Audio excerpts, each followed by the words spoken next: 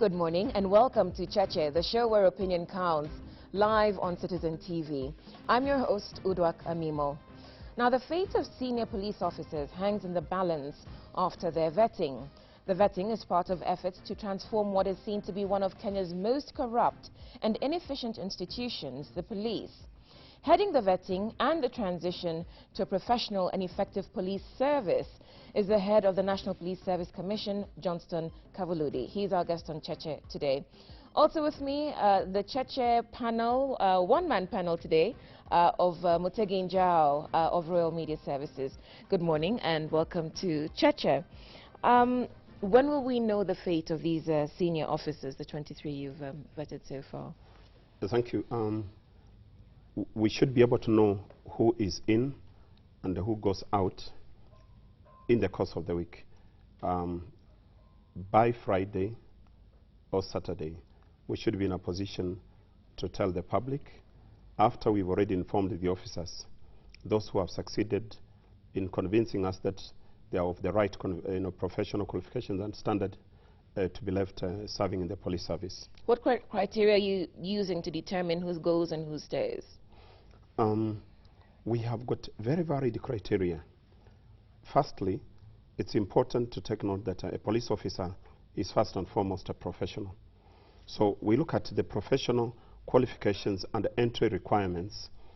Did the police officer meet those requirements to enable him or her enter the service?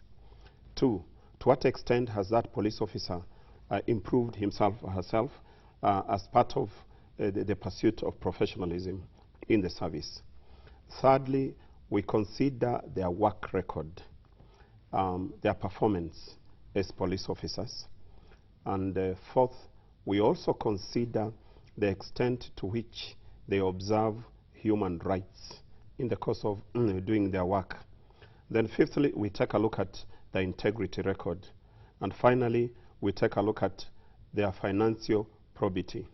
So those are the issues that we look at. Then those help us to determine where they belong, and particularly that we consider certain issues so critical that there is zero tolerance when it comes to our determining the suitability. For example, an officer only needs to have one aspect, and that is if the officer cannot demonstrate one blemish on their record, so to speak. Yeah, not in all cases, but when it comes to human rights, integrity, and financial probity, that is where we have got zero tolerance. But others will be able to say, as the officer goes back to work, the officer can be guided to change, to improve, to perform better. You are a number of you. How do you make the determination, since it's not it's a group of people? How do you determine? Is it by consensus, by voting, or by how? Now, it's important that we get to understand that the criteria that I have just brought out also has got set minimum standards. And each of the panel members that you see has got a specific aspect he or she is looking into. And we have a way by which we assess, did they get it right? Have they been able to satisfy that panelist? And if another member feels that the question is not answered, there is a follow-up that is normally made, and we take note. After we've gone round and we've finished questioning the officer, then we'll go to look at the scorecard. We have a scorecard in which we make all the entries, and the points are clearly brought out. It's at the end of determining the extent to which the officer has met the minimum threshold that then we say this officer is in, or this officer does not qualify to remain in the service. What would happen if, in judgment, judges, some give dissenting rulings? What would happen if one panelist feels strongly that the certain officer must stay or must go? That's allowed.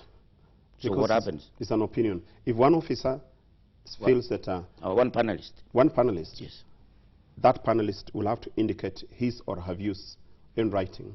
And it may now get to the stage where we will then have to vote. But so you're not voting at all? No. You're leaving it to the discretion of the individual committee members? No. To rank the police officers on the basis of the specific areas they're looking at? You see, the criteria is very elaborate. Right. It's very clear. And when we all go through, we already will have marked and indicated that this officer has been able to meet the threshold. If he has not been able to meet the threshold, you give the reason for that. And we sit down and discuss, and through consensus, it will be agreed yes, or it will not be agreed, or one person may dissent, and when it gets to that point, we may have to vote. But so far, we've not found reason to vote. Now, how binding can your decisions be, given that they're already being challenged in court? In fact, you're facing a number of challenges now. The courts have already reversed one decision. I would like to put it like this. Kenya, being such a democratic country, every individual has the right to appeal any decision that is administratively made. This vetting process is an administrative process. It is not a judicial process. It is part of our work as defined in the law. The law clearly defines the role of the Commission in carrying out two types of vetting. The first vetting is employment vetting, so that an officer who is seeking to be employed or to be promoted within the ranks, that is employment vetting. And then there is transitional vetting. This transitional vetting has been necessitated by the need to implement the Constitution. Under the National Police Service Act, Section 7, it is expected that the Commission will vet all police officers. So it's legal. Will vet all police officers to determine their competence and their suitability. If, therefore, they are not competent, the law says they will be removed. And if they are competent, they will be left to stay to serve. Now, if anybody wishes to challenge, there are two levels. First of all, an officer who feels that there is need for a review, they will ask for a review by the Commission.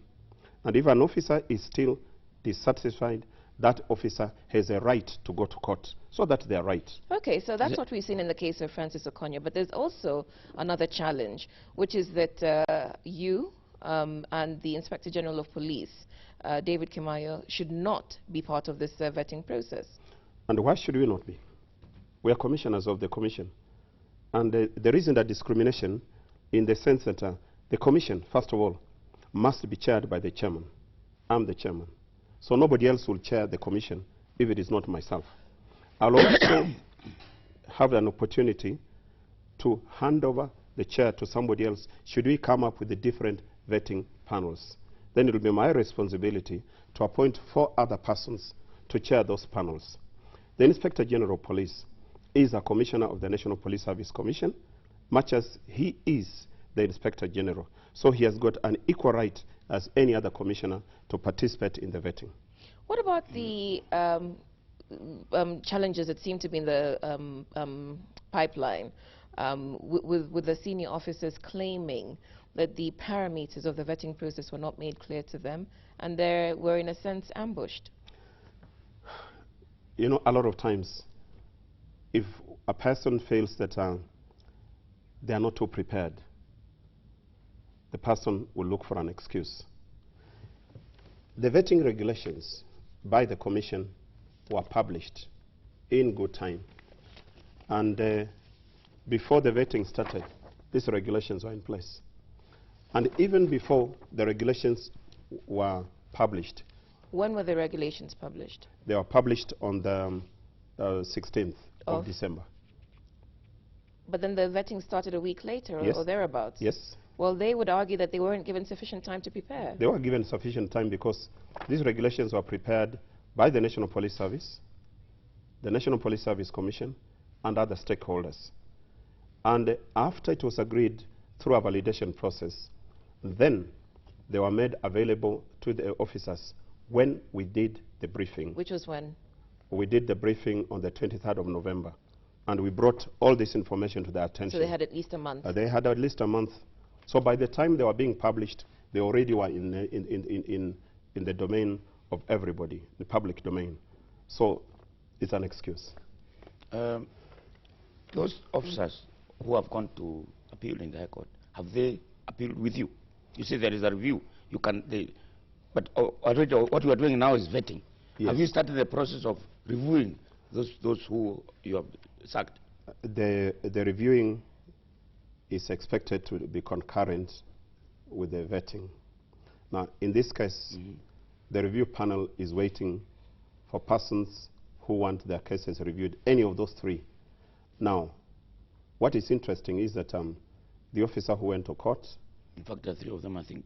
There was one, and then there were two subsequently. Yes. Yeah. The one who went to court, and yesterday a decision was made by court, had already brought his case for review. And was heard or not heard yet? Before it is heard, before the case is heard, he'd gone to court. But as you can see, the court is indicating that there will be need for a review. We are ready, we're prepared. We're waiting for him to come so that his case can be reviewed. Okay. So the review mechanism is in place.